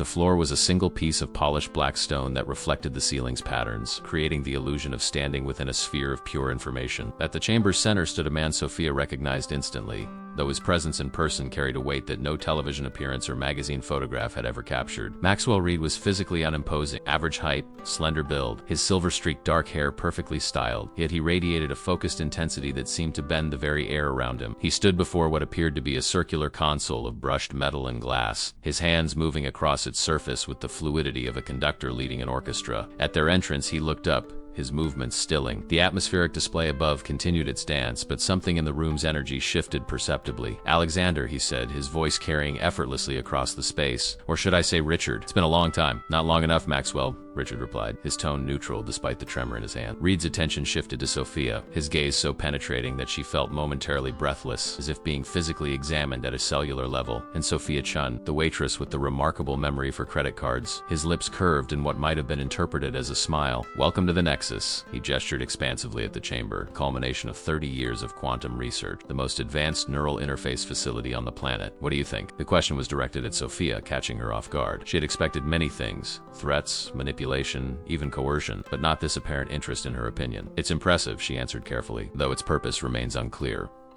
Reed's expression shifted to one of apparent delight. Direct, insightful, cutting to the essential question. He turned to Richard. "She truly is your daughter, Alexander," though perhaps more inclined to engage than retreat. He stepped away from the central console, approaching them with measured strides. "The purpose of the Nexus is evolution, Miss Chun. Human evolution, consciously directed rather than left to the chaotic whims of natural selection. Through neural manipulation," Sophia stated, not a question but a challenge. If Reed was surprised by her knowledge, he concealed it masterfully. "Through neural integration," he corrected, a distinction that matters significantly. He gestured toward 3 chairs that Sophia could have sworn weren't present a moment earlier. "Please sit. We have much to discuss, and standing on ceremonies seems unnecessary given our shared history." Richard hesitated briefly before taking a seat, Sophia following his lead. Reed settled across from them, his posture relaxed yet commanding. "I imagine you have questions," he began, addressing Sophia directly, "about Project Phoenix, about your father's involvement, about the implications of quantum neural technology." His gaze flickered to Richard. "About why your father's been slowly dying for 27 years. "I know about the quantum pathways,"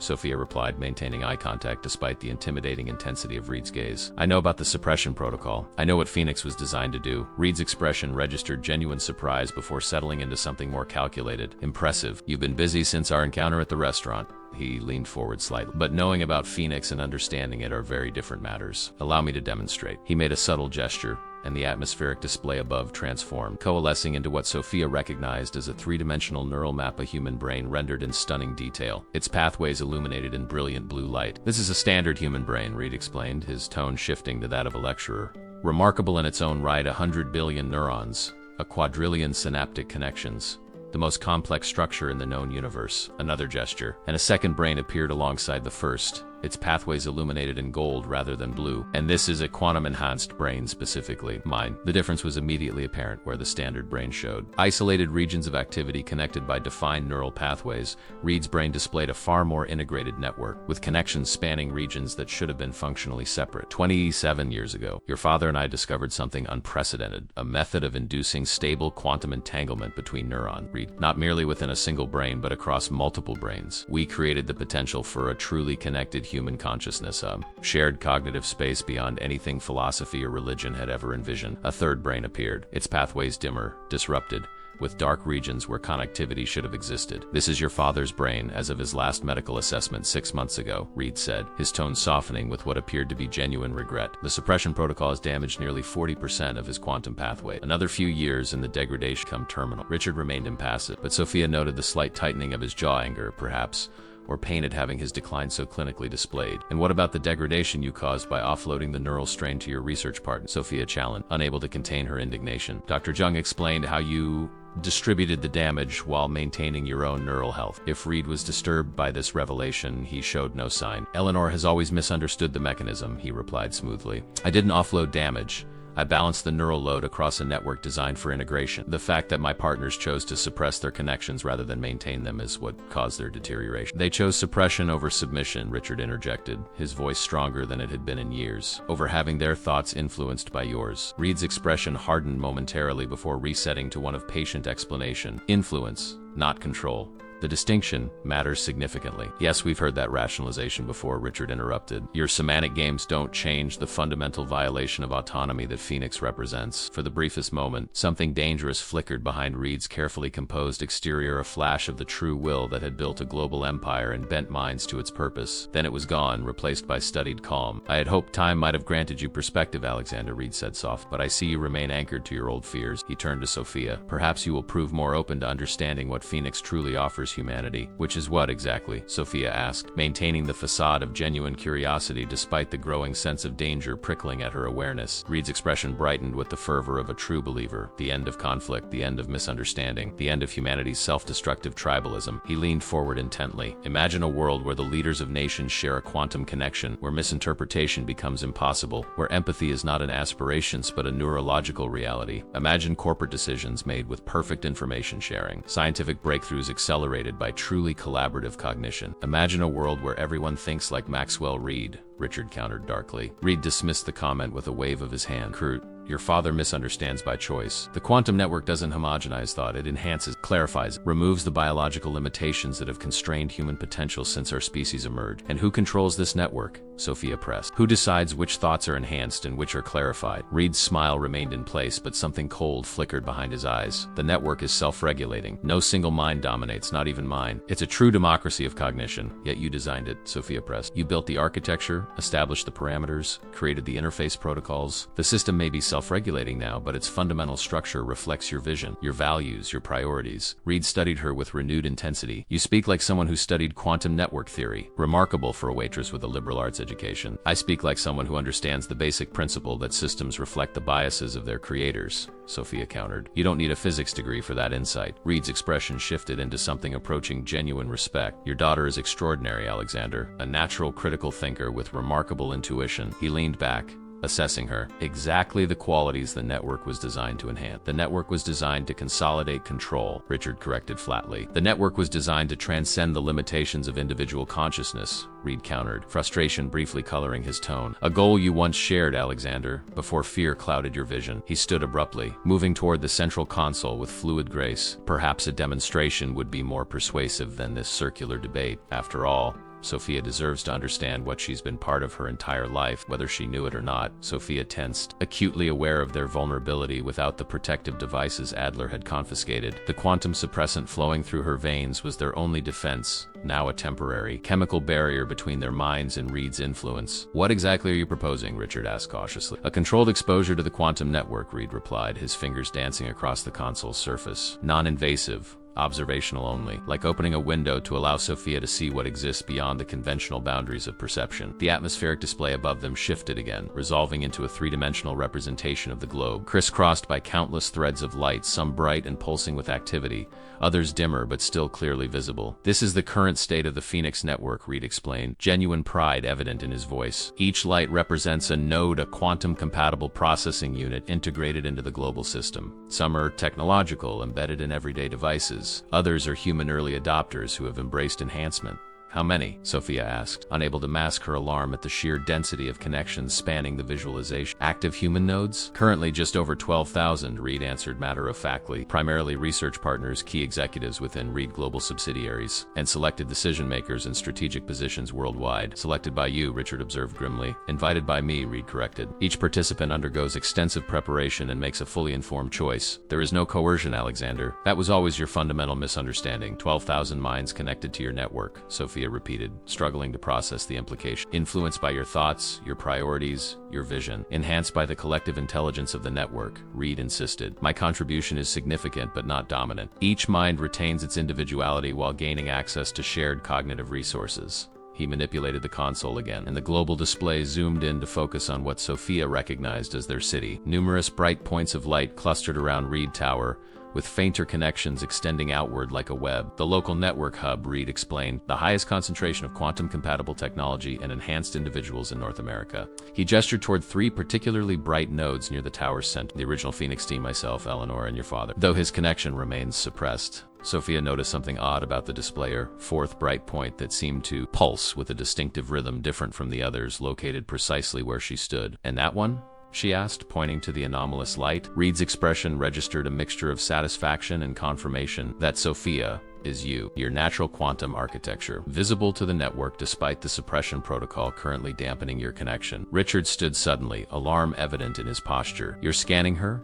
Without consent? I'm merely observing what already exists, Reed replied calmly. The network naturally detects compatible nodes within its radius. Sophia's neural signature is particularly distinctive, a beacon of potential that the system recognizes even through chemical suppression. He turned to Sophia, his expression softening into something almost paternal. Your father has kept you in the dark about your true nature for 26 years. You've lived with capabilities you never knew you possessed, potential that has remained dormant through artificial constraint. He gestured to the display. This is who you truly are, Soph. A natural evolution of human consciousness, what Phoenix has been working toward all along. Stop, Richard commanded, stepping between Reed and his daughter. You've made your point, Maxwell. She's seen your network. She understands your vision, but she remains free to choose whether to participate. Reed regarded Richard with what appeared to be genuine pity. Of course, she is free to choose, Alexander. That was always the fundamental principle of Phoenix-informed consent to enhancement. He stepped around Richard to address Sophia directly, but the choice should be made with complete information, not the fragmented, fear-based narrative your father has provided. He extended his hand toward the console. I'm offering you the opportunity to experience the network directly, not full integration, merely a glimpse through the window. No risk, no commitment, simply information to make your choice truly informed. Sophia hesitated, acutely aware of her father's tension, of Eleanor waiting somewhere in the building ready to implement their plan, of the quantum suppressant flowing through her system that might or might not protect her from whatever Reed intended. You said early adopters, she noted, buying time to think. That implies a larger plan. How many ultimately? Reed's expression brightened at her apparent interest. Phase 1 targets key decision makers globally, approximately 100,000 individuals in positions of significant influence, political leaders, corporate executives, research scientists, military strategists, the global elite, Richard translated darkly. Those with the greatest impact on human destiny, Reed corrected. Phase 2 expands to professional classes, doctors, engineers, educators, legal experts. Phase 3 opens access to the general population through consumer-grade interfaces. His eyes gleamed with the fervor of absolute conviction. Within a decade, we project over 2 billion connected minds, a critical mass that will fundamentally transform human society. Into what? Sophia asked. Into what it was always meant to be, Reed answered with quiet intensity. A cooperative species that leverages collective intelligence rather than being limited by tribal divisions and information asymmetry. The end of warfare, the end of destructive competition, the end of the existential threats that humanity has created for itself, the end of independent thought, Richard added, Reed's patience visibly frayed. Your father's perspective remains locked in an outdated paradigm of rugged individuals. He cannot see that true freedom emerges from perfect information sharing, not from isolated cognition constrained by biological limitations. He manipulated the console again, and the room's ambient lighting shifted subtly, taking on a gentle pulsing quality that seemed to synchronize with Sophia's heartbeat. The offer remains open, Reed said, his voice taking on a resonant quality that seemed to bypass her ears and speak directly to some deeper part of her consciousness. Experience the network. Make an informed choice. Sophia felt a subtle pressure building behind her eyes, not painful but insistent, like the moment before a sneeze or the strange tickle that precedes a profound realization. The quantum suppressant was working, but something was pushing against its barriers, testing its limits. You're trying to access my mind, she stated, taking an instinctive step backward. Despite your talk of choice and consent, Reed didn't deny it.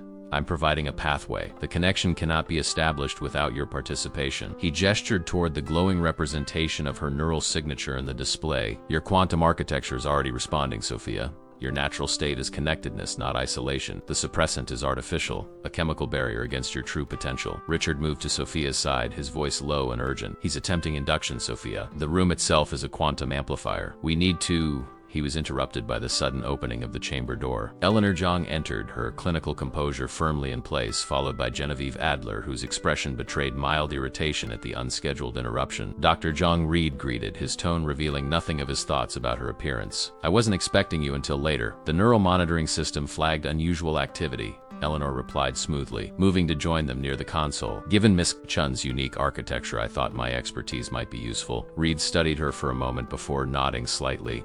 Always the scientist, Eleanor. Your timing is impeccable as usual. He gestured toward the neural display. As you can see, Sophia's quantum signature is remarkably robust, even under suppression. I was just offering her the opportunity to experience the network's current state. Eleanor's gaze flickered briefly to Sophia, a nearly imperceptible message passing between them. A significant decision, one that perhaps deserves more context than a single demonstration can provide. She approached the console with the confidence of someone intimately familiar with its operation. If Chun is to truly understand Phoenix, she should see not just what it is now, but what it will become. Her fingers moved across the interface with practiced precision. The Phase 3 projections would be particularly relevant. Reed watched her actions with narrowed eyes, something like suspicion beginning to form in his expression. Eleanor, the full context, Maxwell, she insisted, continuing her manipulation of the system. If transparency is truly your goal, the global display shifted again. The web of connections multiplying exponentially, spreading across continents like a luminous infection. But something else was happening simultaneously, a subtle alteration in the system's parameters that only someone familiar with the interface would notice. Reed noticed. His hand shot out to grasp Eleanor's wrist, stopping her movements. "Well, what are you doing?" he demanded, all pretense of civility evaporating. "Showing the truth," Eleanor replied calmly, though Sophia could see tension in the set of her shoulders. "The complete vision of Phoenix, not just the sanitized version you present to potential converts." Reed's expression darkened. "You're attempting to access the core protocols." It wasn't a question, but an accusation. "Genevieve, Security Protocol Omega, now." Adler moved with surprising speed, pressing her palm to a concealed panel near the door. The chamber's lighting shifted dramatically, bathing the room in a pulsing red glow. The atmospheric display above flickered and stabilized into what appeared to be a countdown sequence. "Quantum containment initiated," announced a disembodied voice. "Neural firewall activating in 30 seconds. All connections will be severed." Richard grabbed Sophia's arm. "Now," he whispered urgently, "you won't get another chance." Everything happened at once. Eleanor lunged forward, slapping her palm against a secondary panel on the console that Reed had deliberately kept between their bodies. "Override sequence, Jung off Phoenix," she shouted, her clinical detachment giving way to fierce determination. The countdown paused as the system processed conflicting commands. Reed's expression transformed from controlled authority to cold fury. "What have you done?" he demanded, already moving to countermand her override. "What we should have done 27 years ago," Eleanor replied, her fingers flying across the interface. "Protocol. Omega doesn't just initiate containment, it temporarily disables the neural firewall to preserve network integrity during emergency transitions. Creating a vulnerability," Richard explained, pulling Sophia toward the console. "A 30-second window when the network is completely exposed." Reed understood immediately. The kill switch. His voice was nearly a whisper, disbelief warring with rage. "You wouldn't dare. The neural shock would kill you both, perhaps," Richard acknowledged, placing his hand on a glowing panel beside Eleanor's.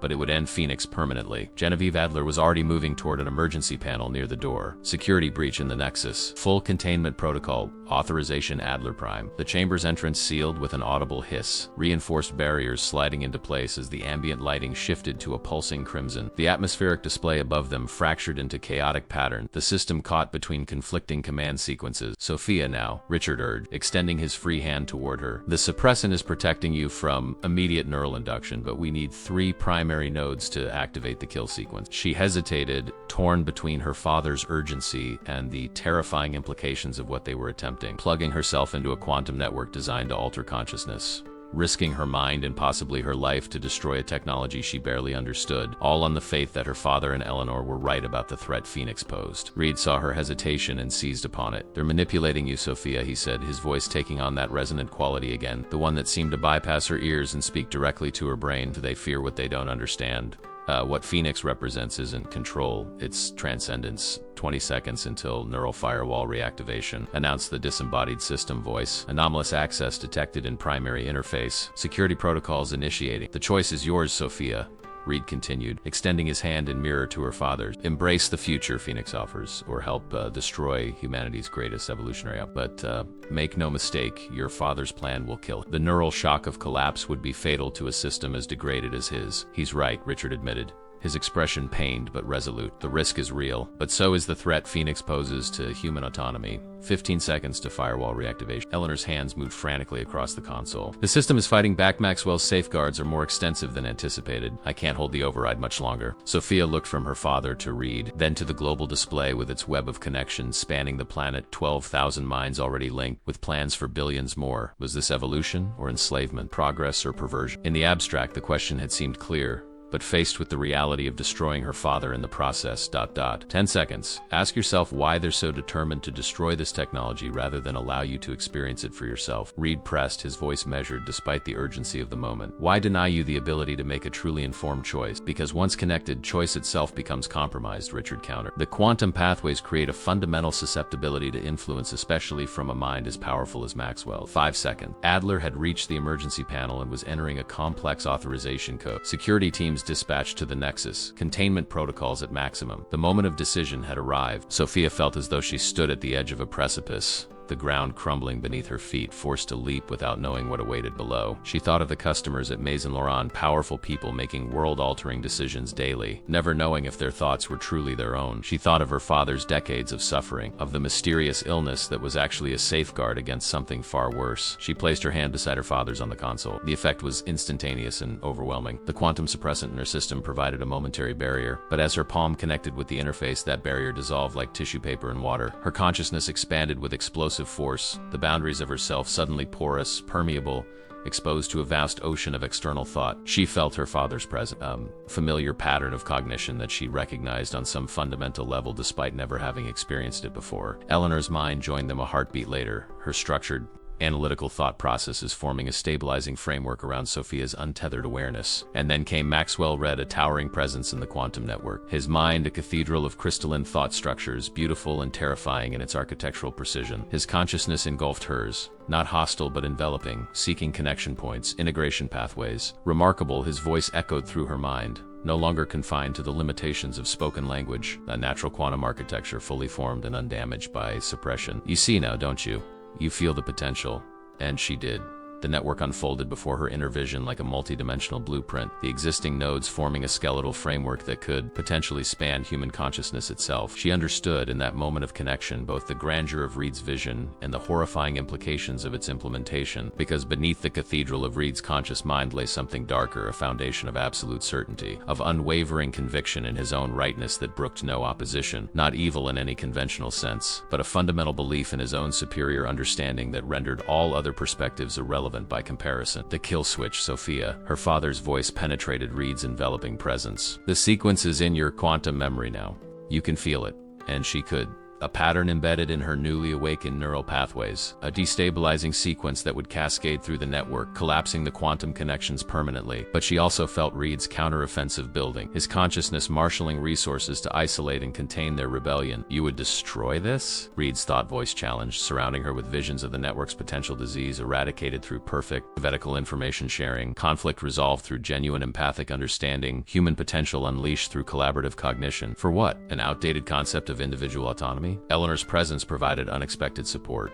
Her scientific mind analyzing Reed's projected futures and identifying the critical flaw. Show her the complete vision, Maxwell. Show her who decides which thoughts propagate and which are suppressed. The challenge destabilized Reed's control momentarily, creating a vulnerability in his defenses. Sophia pressed into that opening instinctively, her untrained but naturally quantum-compatible mind moving through his carefully constructed barriers. What she found confirmed her worst fears. Buried beneath layers of genuine idealism was the inescapable architecture of control. Not mind control in the crude science fiction sense, but something far more insidious, a filtering mechanism that subtly amplified thoughts aligned with Reed's vision while dampening those that contradicted it. Over time, through thousands of small nudges rather than overt commands, the network would shape human thought toward a single unified perspective. His perspective, the kill switch now. Eleanor's mental voice commanded, "We won't get another chance." Sophia could feel Reed's consciousness reorganizing, strengthening its defenses against their intrusion. The window of opportunity was closing rapidly. She reached for the destabilizing sequence embedded in her quantum memory, a complex pattern that felt simultaneously alien and intimately familiar. Initiating full security lockdown, Adler's voice penetrated from the physical world, seeming distant and muffled compared to the crystal clarity of quantum communication. Neural firewall reactivation in 3.2. Sophia released the kill switch sequence just as Reed's defenses slammed back into place. The effect was catastrophic and immediate, neural shockwave that ripped through the quantum network like a tsunami, collapsing connections and shattering pathways. The backlash struck her consciousness with physical force, throwing her mind back into the confines of her body with disorienting violence. In the physical world, the nexus erupted into chaos. The atmospheric display exploded in a cascade of fragmenting light patterns. The console beneath their hands emitted a high-pitched whine as circuits overloaded. The room's lighting flickered wildly before plunging into darkness,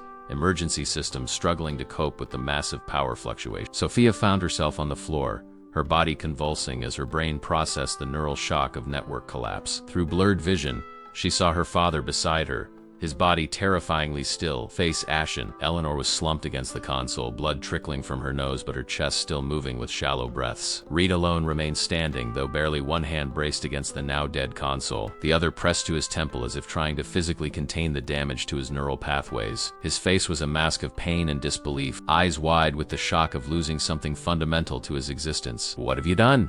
he gasped, his voice stripped of its resonant power, reduced to human frailty. 27 years. All of it. Gone. Emergency lighting activated, bathing the chamber in a ghostly blue glow as backup systems came online. The reinforced door remained sealed, security protocols maintaining containment despite the network collapse. Sophia crawled to her father, heart pounding with fear at his stillness. "Dad," she whispered, searching for a pulse. It was there, faint, irregular, but present. The neural shock, Eleanor managed, her voice weak but clinical detachment somehow still intact. His system was too compromised to withstand full collapse. Reed staggered toward them, his movements uncoordinated, like a man who had forgotten how his limbs worked. "You've destroyed something you cannot possibly comprehend," he said, his voice breaking. "The potential, ...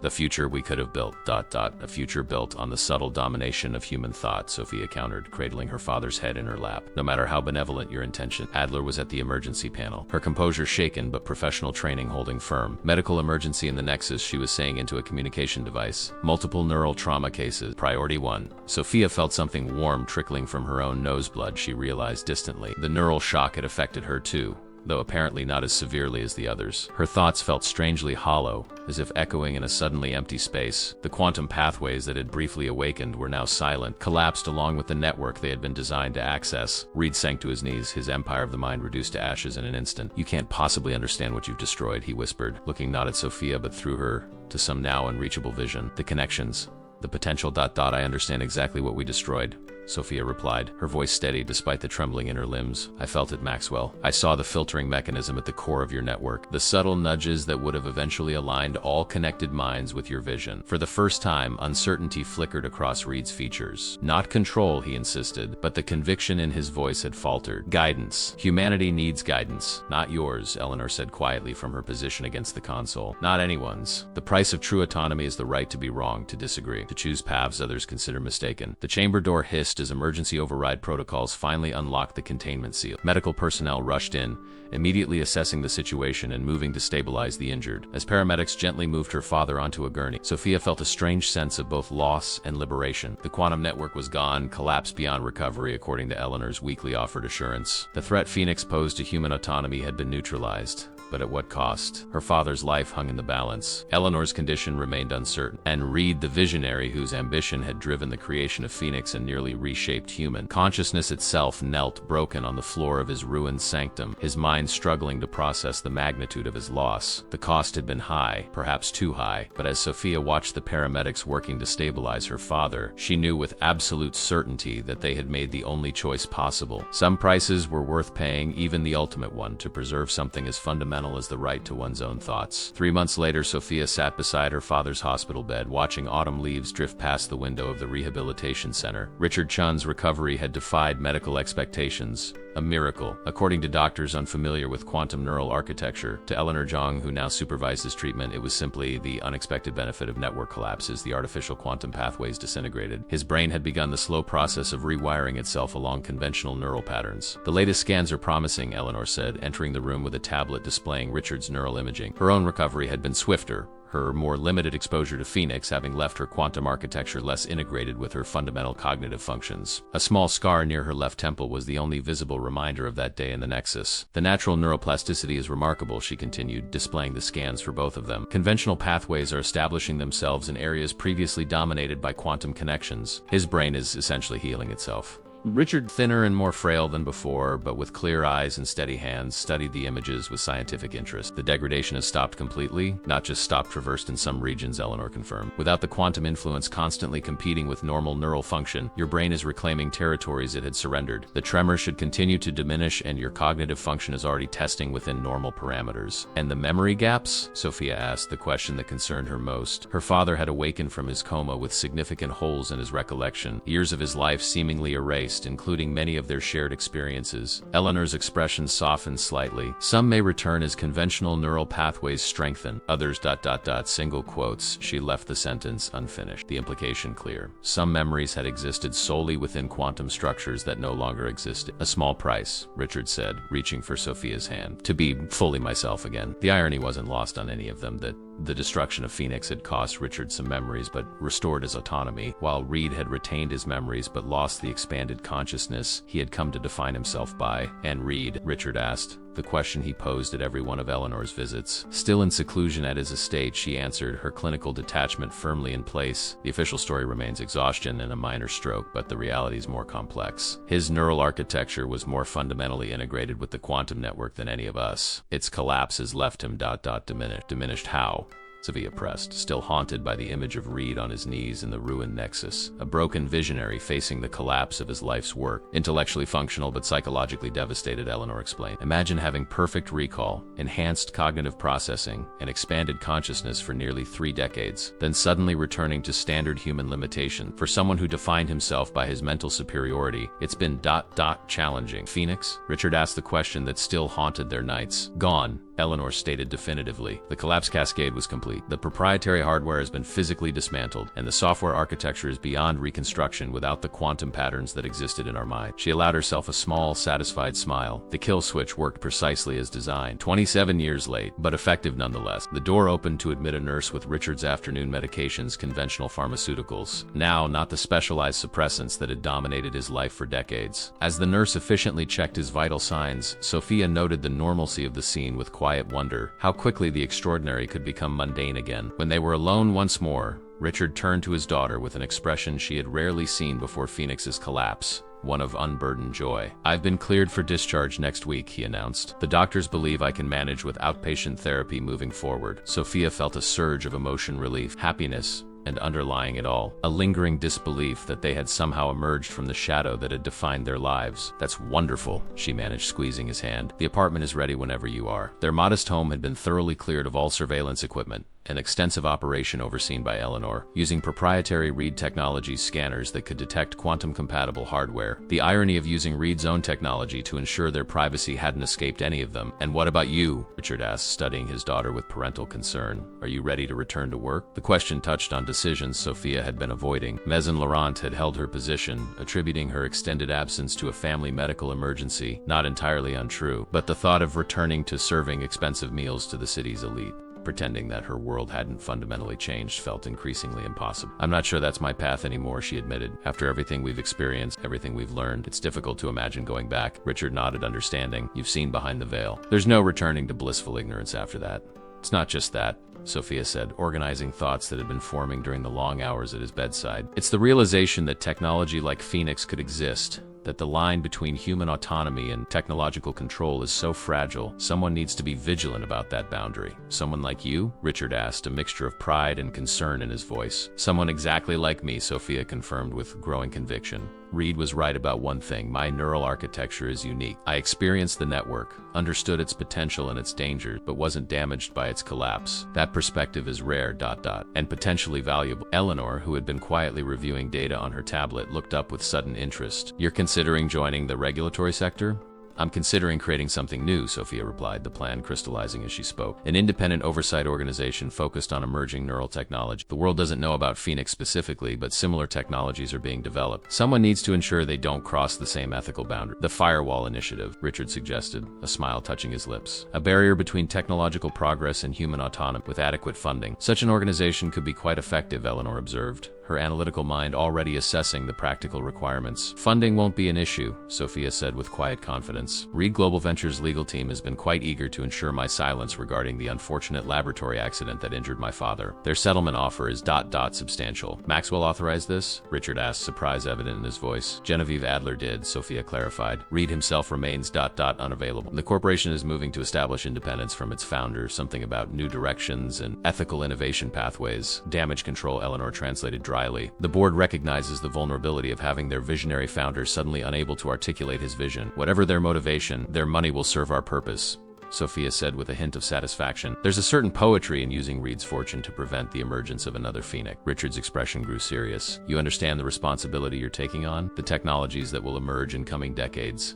Quantum computing, neural interfaces, artificial consciousness, they'll make Phoenix seem primitive by comparison. The boundary you're committing to defend will be under constant pressure from both innovation and profit motives. I understand, Sophia said, her determination unwavering. But I've seen the alternative. A world where human thought itself becomes subject to technological filtering and control. Some lines must not be crossed, no matter how benevolent the claimed intention.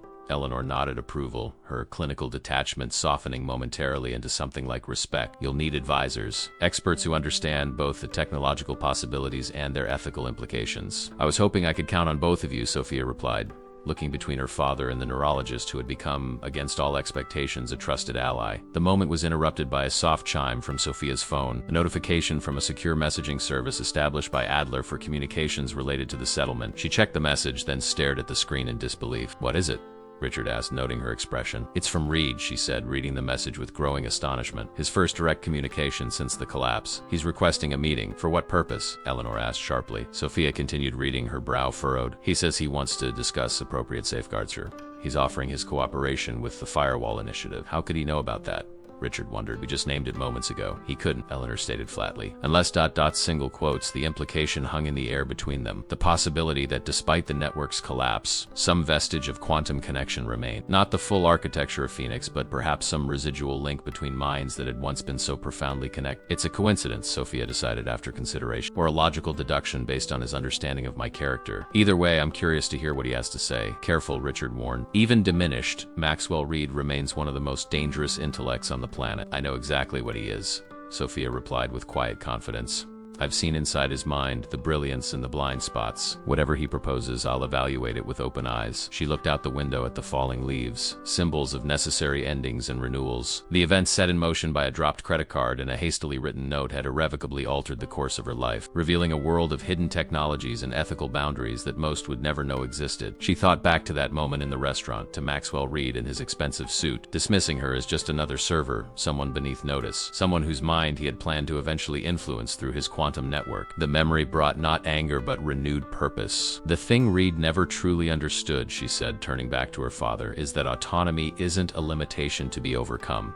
It's the essential foundation of what makes us human, our right to our own thoughts, our own choices, our own mistakes." Richard nodded, pride evident in his expression. "A lesson worth preserving, even at great cost, a lesson worth protecting," Sophia corrected, her resolve strengthening. "For everyone whose credit card hasn't yet dropped," revealing the systems designed to control them. Outside the window, the autumn wind picked up, carrying leaves in spiraling patterns, individual elements moving in seemingly chaotic paths, yet forming a coherent whole. Like human minds, Sophia reflected, each following its unique trajectory while collectively creating something greater than its parts. Not through imposed harmony as Reed had envisioned, but through the natural, messy, unpredictable dance of truly independent consciousness. That was worth fighting, that was worth protecting. That was the future she would help build, one where dropped credit cards might still reveal secrets, but never again threaten the autonomy of the human mind itself.